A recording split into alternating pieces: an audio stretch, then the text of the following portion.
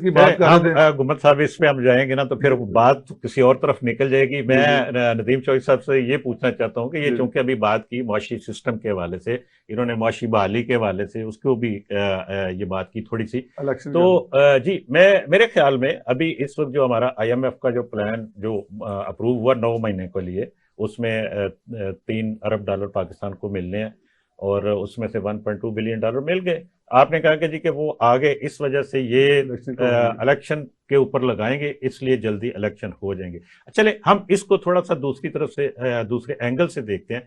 क्या इसको आप अपनी पाकिस्तान की माशी बहाली इसको मिला के, मैं कह रहा हूँ कि उसको आप साथ में लाएं तो हमें सऊदी अरब से, हमें कतर से, हमें UAE से, हमें चाइना से इमदाद मिल गई इस वक्त जिस भी शक्ल में, चाहे वो रोल ओवर में मिली, चाहे हमारे डिपॉजिट में मिली, लेकिन हमारे पास इस वक्त $14 बिलियन के इस वक्त रिजर्व मौजूद हैं इस वक्त जब हम ये बात कर रहे हैं।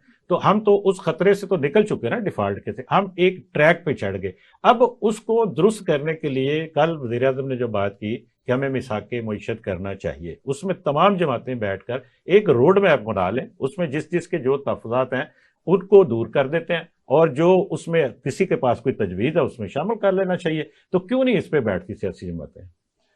अब इसमें मैं एक जी थोड़ी सी आपकी बात में इजाफा कर दूं कि IMF ने ये मुआदा करने से पहले इंश्योरेंस मांगी थी। उसने 9 पॉइंट्स के ऊपर जो इंश्योरेंस मांगी थी उसमें बिजली जी बिल्कुल कीमत में इजाफा करना, गैस, उसमें गैस वगैरह, वो पेट्रोल भी है, लेवी की उन्होंने हद जी बिल्कुल, टैक्सों के ₹60 उन्होंने किए, वो हो चुकी है, और टैक्स भी उन्होंने अभी बढ़ाने, अभी उन्होंने तामीरात के ऊपर तो अनाउंस कर दिया उन्होंने बाकी भी जमीन की सेल परचेज और बाकी चीजें ज़राअत के ऊपर भी मैं फिर वही कह रहा हूँ, ये जो कर्जे मिले हैं ये कर्जे इसलिए नहीं मिले कि इनको, जो मैंने पहले बात की थी कि इनको इलेक्शन के लिए और अल्लाह तल्ला पर खर्च किया जाए। ठीक बात। ये कर्जे इसलिए मिले हैं ताकि आप अपनी डूबती हुई कश्ती को थोड़ा सा सहारा मिले आर्जी तौर पर। हमारे पास कोई रोड मैप नहीं है। वजीर आजम साहब ने कहा तो है मिसाके जमहूरियत का, लेकिन उन्होंने कोई रोड मैप नहीं दिया। कौन सा रोड मैप के लिए कह रहे हैं कि बैठ के तय करें। सर ये अब इलेक्शन में चंद हफ्ते रह गए, किसने तय करना है? असल बात ये है, ये सारे जो वादे और जो सारे नारे हैं ये इलेक्शन के लिए है। गवर्नमेंट ने अभी तक, इस गवर्नमेंट ने, प्रेजेंट PDM की गवर्नमेंट ने कोई इकोनॉमिक रोड मैप नहीं दिया। आपके मुल्क के पास कोई ऐसे जराए आमदन नहीं है जिसके जरिए आप इन कर्जों की दलदल से बाहर निकलेंगे। ये चंद महीने का बंदोबस्त है, उसके बाद फिर आपको वही पोजीशन आनी है जो इन्होंने नाक रगड़ रगड़ के IMF से कर्जे लिए हैं दोबारा। इसका हल क्या आपको नजर आता है? इसका बड़ा सीधा सा हल है, इसका बड़ा सीधा सा हल है कि आप पॉलिटिकल स्टेबिलिटी लेके आए, हकदार को उसका हक दें, अपने अखराजात को कम करें। हमें सबज इनकलाब की जरूरत नहीं है सर, हमें सबसे पहले रियासी इदारों से इंसाफ की जरूरत है। ठीक है, हमें सबसे पहले, आप सबज इनकलाब की बात करते हैं, आपका अभी भी 45 लाख क्यूसिक पानी जो है समंदर में गिरता है। आप इंडिया से तो कोई केस जीत नहीं सकते। आप अपना जो आपके केस के ऊपर अभी उन्होंने तस्लीम किया ना, आप 50 सालों में सर, 50 सालों में आपने अभी भी पानी का कोई बड़ा स्टोरेज नहीं बनाया। ठीक है, डैम नहीं बनाया। जो सबसे सस्ती बिजली आप वो पैदा नहीं करते। आप महंगे तेल से पैदा करने वाली महंगी चीजें आप लेके आ रहे हैं। आपके पास कोई ऐसा, मैं फिर वही कह रहा हूं कि आपने कोई रोड मैप नहीं, इकोनॉमिक रोड मैप नहीं दिया आपने। तो आप कैसे कह सकते हैं मिसाके करें अपना मईशत? तो ये बातें जो बात आप कर रहे हैं, फर्क करें, यही बैठ के तय की जा सकती है ना, हमें कैसे करना है। मसलन मैंने ये देखा, मैं अपने तौर पे देखा, देखिए कोरोना के दौर में पिछली गवर्नमेंट, मैं इमरान खान को उस तरह से फेवर नहीं कर रहा, लेकिन उसने सर्वाइव किया था।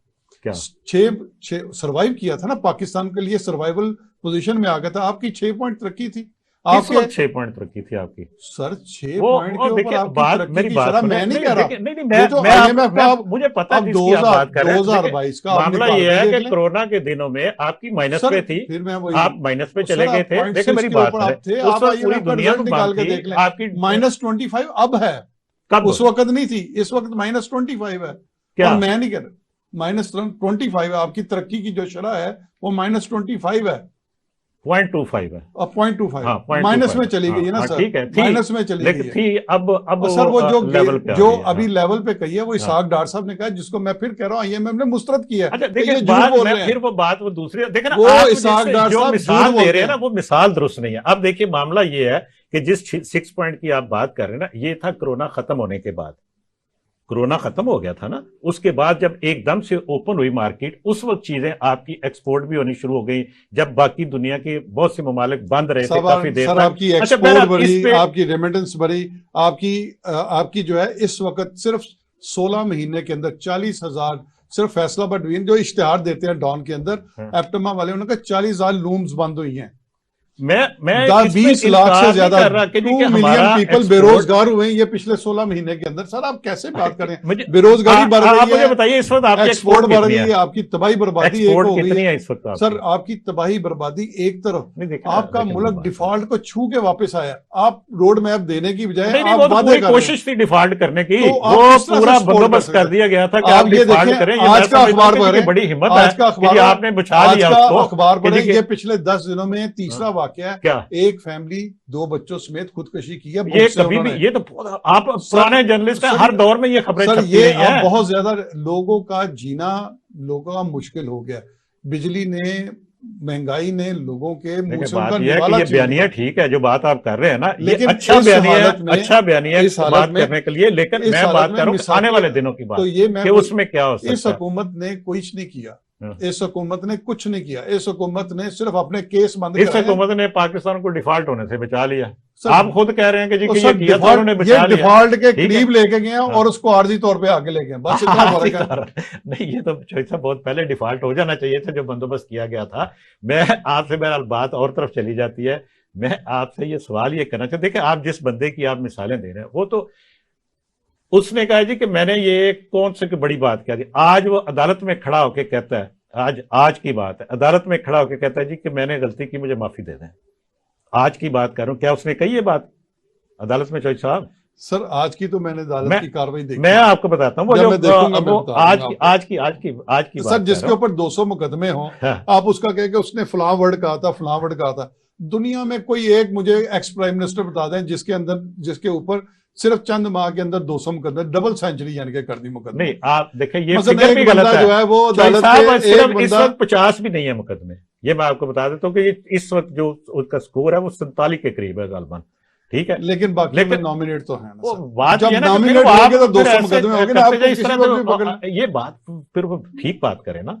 ये तो सर नॉमिनेट तो है ना, नॉमिनेट तो आप 500 मुकदमों में हो सकते हैं, ये लेकिन मसला ये नहीं है। और जो उसके दौर में आपने कहा कि उसके दौर में कोई नहीं थे, जितने साफियों के ऊपर तशद्दुद उसके दौर में हुआ वो उतना कोई कत्ल हुआ। इमरान रियाज की तरह किसी को अगवा करके गायब किया गया, किसने अगवा किया? इमरान रियाज। किसने? मैं अभी कह रहा हूँ किसने? सर उसको घर से उठाया नहीं, किसने? अदालत के अंदर उसके वकील ने क्या कहा? किसने? सर जो पुलिस इंस्पेक्टर जो सस्पेंड किया था उसने वो लेके नहीं गया बाद में, पुलिस इंस्पेक्टर सर क्या कर रहे हैं?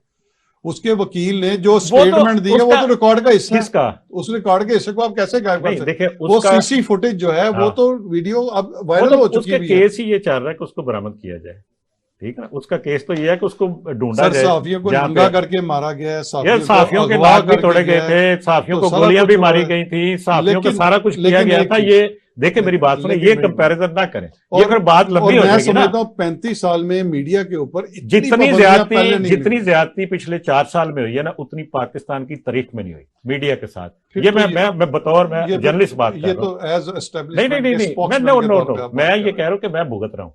देखिए बात यह है कि मैं एक इदारे को चला रहा हूँ इस वक्त बतौर स्टेशन है, ठीक है। मुझे पता है कि मीडिया के साथ पिछले 4 साल के दौरान क्या हुआ, उसको हम यहाँ पे बैठ के ये बातें जो करने वाली बातें हैं ना जिनको आप बात कर रहे हैं, सर ऐसा नहीं हुआ, वो डिस्कस करने के लिए की जा सकती हैं। नहीं, मैं आपको सही कह रहा हूँ, मैं तो फेस कर रहा हूँ ना उन चीजों को। सर हम भी फेस कर रहे हैं, मैं वही तो कह रहा हूँ। हाँ। हमारे साथी जो हैं अभी देखें मीडिया का जो इस लाहौर प्रेस क्लब के प्रेसिडेंट ने एक क्वेश्चन किया और उनको उन्होंने पीटीवी से फारिग कर दिया। चले वो मैं तो एक बात, एक क्वेश्चन के ऊपर आप उसको नौकरी से निकाल दें, भाई कमाल हो गया। ये तो बुलाया नहीं जाता था, यहाँ पे ऐसे लोगों को तो सिर्फ अपने चंद लोग थे जिनको बुलाया जाता था, उनके साथ बैठ के वो वाह वाह वाह वाह गुफ्तगू तो होती अभी थी, भी ऐसा फिर वो कुछ ही किया हो रहा जाता। बहरहाल बहस और तरफ चली जाती है। मैं फिर आपको कह रहा हूँ कि आप ये इस पे करेंगे तो मैं भी उलझ जाता हूँ इस पे।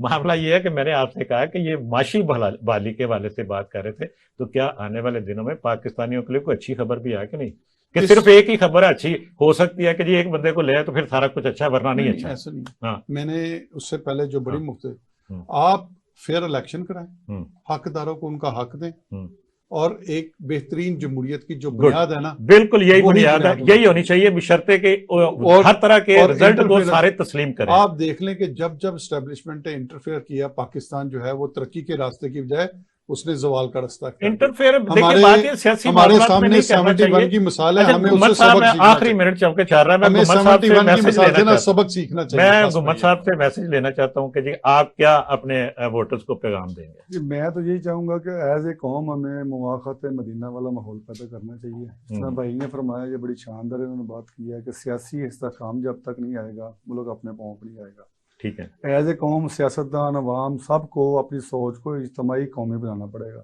आज हर बंदा फ़र्द की बात कर रहा है, फ़र्द को ही सोच रहा है, मैं आ जाऊँ सब कुछ ठीक है, दूसरा आ जाए तो सब कुछ बर्बाद हो रहा है। मतलब अपने दादोशुमार इसी तरह बयान करते हैं सारे।